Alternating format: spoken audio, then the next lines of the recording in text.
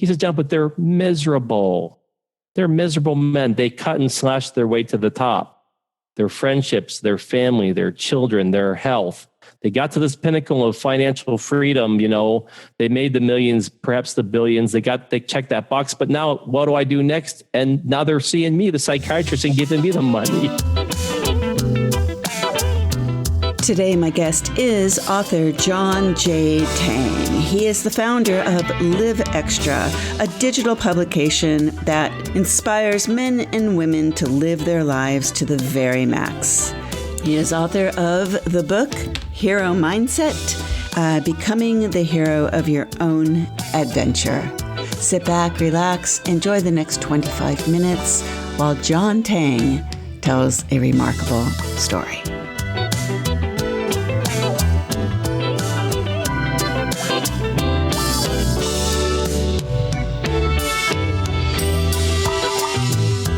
Men and women 30 years of age and beyond are living during some of the most adventurous yet incredibly treacherous years of their lives. The heavy responsibilities of making a living, nurturing and protecting important relationships, caring for their own physical and mental well-being, and adapting to the natural effects of the aging process represents only a short list of the seemingly insurmountable stressors that can cause many people to experience what society refers to as a crisis. I live a charmed life. And we both live in Southern California. It's a wonderful place to live from the get-go. But I didn't come from this. I grew up in poverty. I've been sexually abused. I've been kidnapped. My parents divorced. My sister died of cancer when she was 5. I was 8. I know that yourself, you're a victim of domestic abuse yourself, and ovarian cancer. So we've been through the ringer. In fact, as the older that we all get, we have more and more experiences that kind of add to perhaps the bag of rocks that we carry on our back. So I came from a lot of bad stuff. Racially, I guess profiled as a kid. I'm Chinese, German, Irish, Scottish. So a lot of negativity, but from those experiences, life and I'm a Christian, so I believe God maybe took some of those experiences and led me to a place where I do live a charmed life today. I've traveled the world. I've eaten at the best restaurants, the best hotels, custom suits, private jets, anything that you could imagine in terms of what someone is looking to achieve or to aspire to in life, the cars, the homes. I've had that. And so I have a really unique perspective of enjoying Christmas presents out of a black trash bag to, flying into the Amazon rainforest on a private jet for vacationing. And in the middle of all this, even at the apex of what I considered to be the high life, I went through a very, very dark time where forces that surrounded my life at that time made me feel marginalized and helpless, depressed, even suicidal.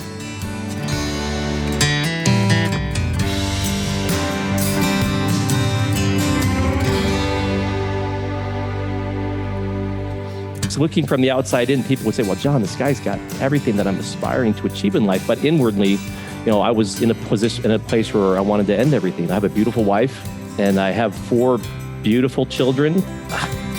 I ballroom dance. I've sang at Carnegie Hall, all these amazing things. I guess what I'm trying to get at is it didn't matter.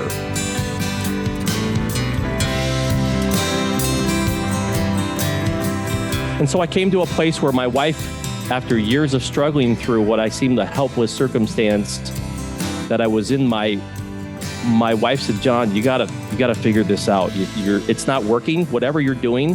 And I got the impression that my wife was gonna leave me if I didn't finally resolve or come to some type of conclusion of how to deal with my suffering. So I sat down with a psychiatrist. I had to humble myself to the point where I can't handle this by myself. I'm going to lose everything, and I have a lot to lose.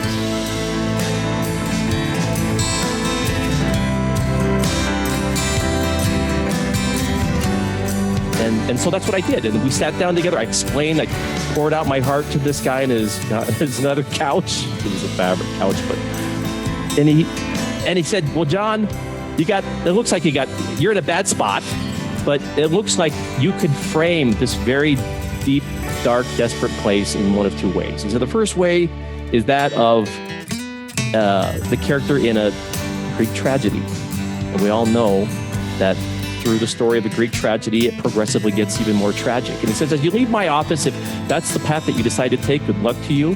I wish you the very best, and you are in a bad spot. He says, but the other way you could frame being in this deep, dark hole is that of a regular, everyday person who chooses to embark on a hero's journey. And the whole idea of the hero's journey didn't make sense to me other than movies that I watched about magicians and boys living underneath staircases, and the owl flies in and drops a letter and says, you're going to go on this magical adventure. Or elves in the forest fighting against the orcs. So this is all make-believe stuff. How does that apply to me as a middle-aged man? I got 4 kids. I got 2 jobs. I'm in a deep, dark spot. So how does that affect me? So as I thought of this concept, I realized, well, how could I translate this idea of a regular man or woman slugging it away in everyday life on a heroic journey? What would that look like? And I came to the conclusion that the heroes of everyday life aren't these magicians or sorcerers or these superheroes where nuclear bombs drop and they don't get any of their spandex suits singed at all. They all live. They're the regular everyday people of my mother, who was a victim of domestic abuse. And she left my father. We moved to a new state. We lived in poverty, but she was on her own journey to find acceptance and love and peace, and a place where she could raise me not feeling threatened on a daily basis. That became really the beginning of my journey as well. So the book was born from this idea of taking a journey, but now trained as an engineer, I realized, as I mentioned earlier, that you won't know where you are. You have to know where you are in space in terms of everything else in order to start a journey. I set up landmarks. So a landmark is something permanent. It's a permanent monument, as opposed to a benchmark. That's a term that's kind of used a lot in business and in life. We know what are our benchmarks? A benchmark is an impermanent metric, but a landmark is something permanent. And I like this idea more so than using the benchmark, because these are foundational principles that regardless of who you are, where you are in life, you can use landmarks, permanent truths to navigate your life. And so I used 5 of them, and I put them in alphabetical order, not out of priority, just for helping people to remember what they are. So it's A, B, C, D, E. And the first one is accuracy. And that's what we just talked about, is really being clear about where you are and how you got there. And if you don't know that, there's no way for GPS to calibrate where to go next. So you have to be accurate, brutally accurate. Number 2 is to balance. And this is really a hard one, especially during midlife, because this is max chaos. I can speak for myself. I'm raising 4 young kids. My oldest is a 10th grader. My youngest is a 1st grader. I'm 49 years old. So the time is ticking on my side, so from a physical standpoint, getting ready for a men's physique show is a lot harder than it used to be, but I've got to maintain a relationship with my wife, go to all the children's presentations, build a business, work my day job as a civil engineer. This is max chaos, but there are fundamental, important aspects of life that need to be balanced. And so balance is the second one, is that second landmark. That's B. C is control. And control has to do with getting at this point in life, you've perhaps accumulated a little bit of influence and money and expertise. This is power. This is power. So you've got to be able to control that power. And this is where, and I'll speak from the men's side specifically, is where you can really lose it all. And I was really on that verge one. Controlling my own power is how I kind of got into my hole. I got too full of myself, too big for my own britches.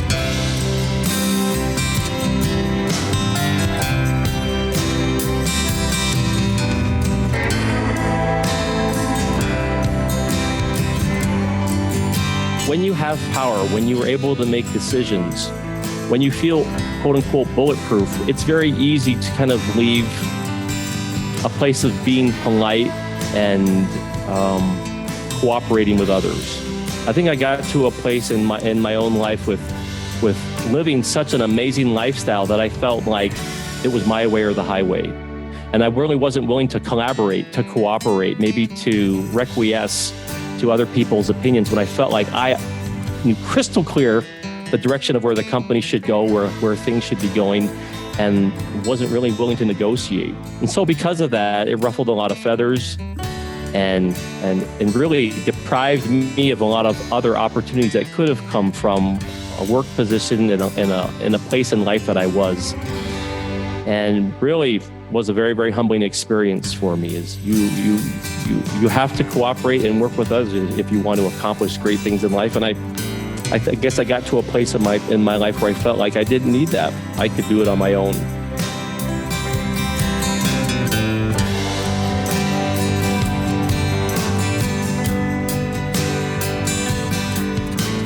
So there's that idea of controlling power. And let's go back to this thing also with men. Men, let's just be honest, men are physically stronger than women. It's a biological thing. There are some women certainly who are stronger than men, but physically, just inherently. So men can use that power abusively. And that's what happened to my dad, to my mother, and apparently what happened to you.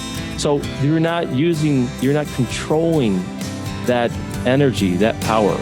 And so a lot of people in life, men and women, they get to a place of power, of influence over others, and then abuse it and then lose it. So you've got to control it.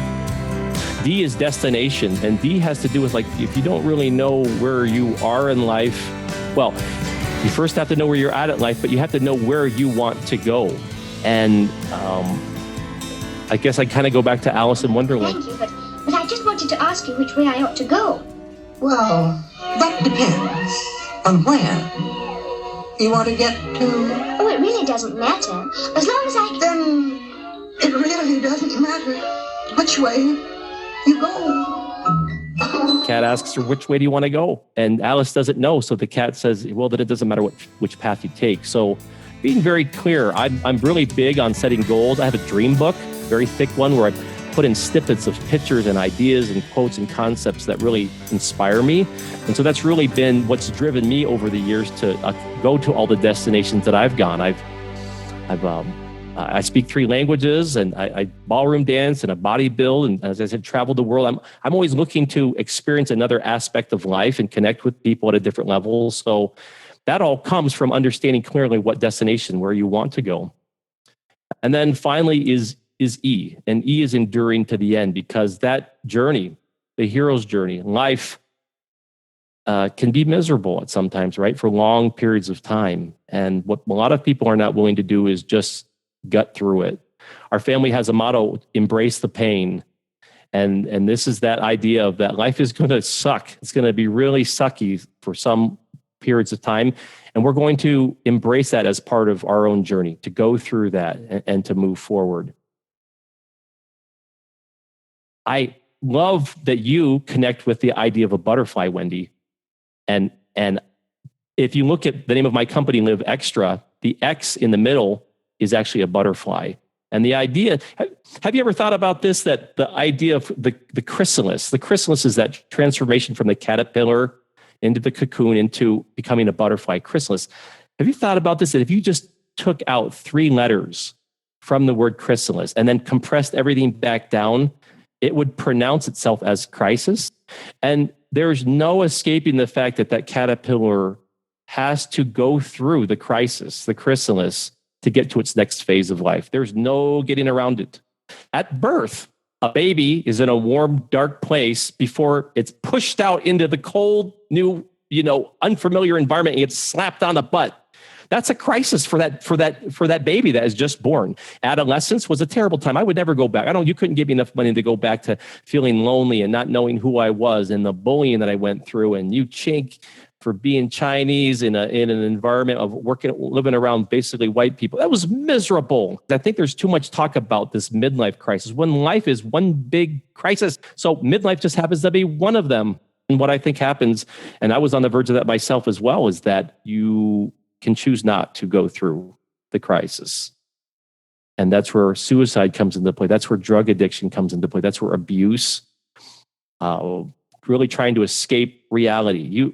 Unless you're willing to go through the rigors, the gauntlet of life, and accept and embrace that pain, you can't get to that newer and higher enlightened phase of where you could be. And I think that's a process that I'm still going through. I probably will go through that through the rest of my life, but I definitely see a life a lot different having gone through some of these big doozies as a midlife man.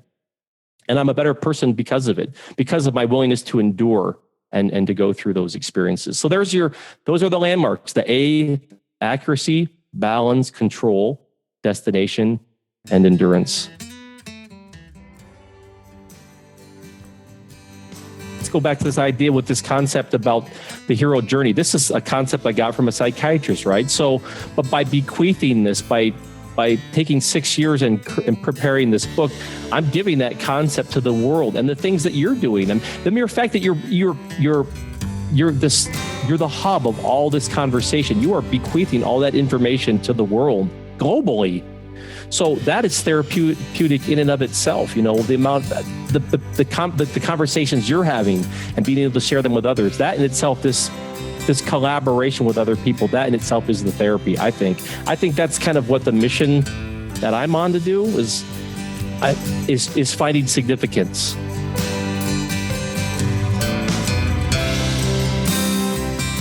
But I want to have meaning. I want to be able to share something where when I'm gone, people can say, well, yeah, he lived on the outside. I live around a lot of really rich people, but I'm not going to say they're all in a good place mentally. In fact, there's probably a lot of them who are just miserable. So I'm case in point where the money didn't bring me happiness or significance. I was in a deep, dark place. So being able to share this message with others gives me significance and gives more meaning to my life. 6 years to write a book to help other people through their struggles, which is actually incredibly remarkable. There's 10 spokes to the wheel that I've created, and certainly financial aspect is one, but philanthropy, spirituality, your family, your friends, these are all other parts of an overall balance of life. Maybe this message isn't specifically for the women. I've made the book for men and women. It's laced through the whole book. But you said maybe where that nerve you'll connect is with these women delivering the book to their men.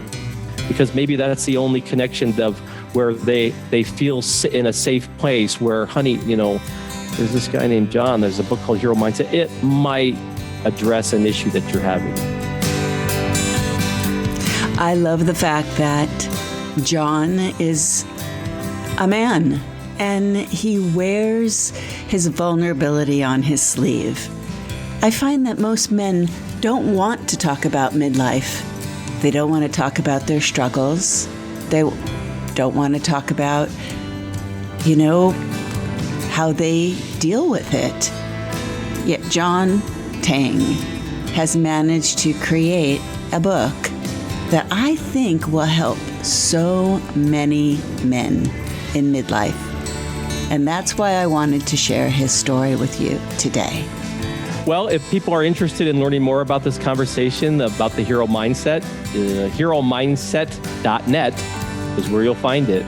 Bio on myself, about the book, and certainly LIVXTRA, which is the mother platform of everything that I'm trying to do. That's beyond, that transcends living midlife. I think the idea of living life extra is an aspect as an adolescent, midlife, later in years. We only get one life. And I went to the graveyard. I went to the gravesite of Shakespeare. And I remember looking at it. He's buried with his wife inside a church. And then all the crosses outside. I thought, this man who's to this day is such a huge influence on the English language, on culture, on art, he's dead. He's dead, and he's going to stay dead. And so now is the time while we're alive to live extra. Really try to squeeze that extra drop out as you can. Understanding that life can get miserable. There's going to be a lot of things that are messy, but live life extra. That's how LIVXTRA started. And from that was born Hero Mindset. So it's beyond living midlife. It's really truly enjoying what this life has to offer. And I hope that Hero Mindset, the book, can help people to achieve that, be a part of that for them.